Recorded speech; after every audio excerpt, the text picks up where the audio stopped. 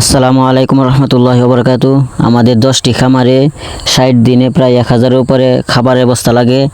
তো আমাদের 1000 বস্তা খাবারের খালি বস্তা বিক্রি করে প্রায় 60 দিনে আমাদের 25,000 টাকার মতো থাকে। যেহেতু আমাদের খামারটা গ্রামে, সে কারণে আমাদের এদিক দিয়ে আমাদের যে কৃষকরা আছে তারাই আমাদের খালি বস্তাগুলো কিনে নিয়ে যায়। তারপর তারা আমাদের কাছে খালি বস্তাগুলো কিনে নিয়ে তারা ধানের জন্য ব্যবহার করে, তারপর অনেকে শট বানানোর কাজে ব্যবহার করে। তো আমাদের এদিক দিয়ে আমাদের খালি বস্তাগুলো আমরা কৃষকদের কাছে বিক্রি করে থাকি বেশি। আমাদের খালি বস্তা আমরা পাইকারের কাছে কমই সেল করি, কৃষকদের কাছে আমাদের বেশি সেল করা হয় খালি বস্তাগুলো। যেহেতু পাইকাররা দাম একটু কম দেয়, সেক্ষেত্রে আমাদের পাইকারের কাছে কমই দেওয়া হয়, কৃষকদের কাছে আমাদের বস্তাগুলো বেশি বিক্রি করা হয়।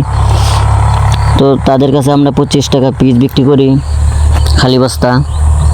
আমাদের বস্তাগুলো আমরা প্রতি মাসে বিক্রি করে দেই, আমরা জমাই না। যেহেতু আমরা কালার বাট মুরগি পালন করি, এই কারণে আমাদেরকে 60 দিনই হিসাব করতে হয়, যেহেতু কালার বাট মুরগিটা 50 দিন পালন করতে হয়।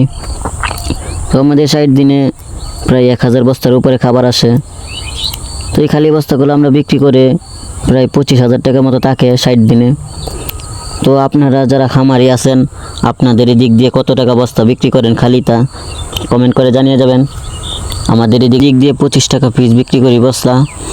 তো আজকের ভিডিওটি এ পর্যন্তই। সকালে ভালো থাকবেন। আল্লাহ হাফেজ।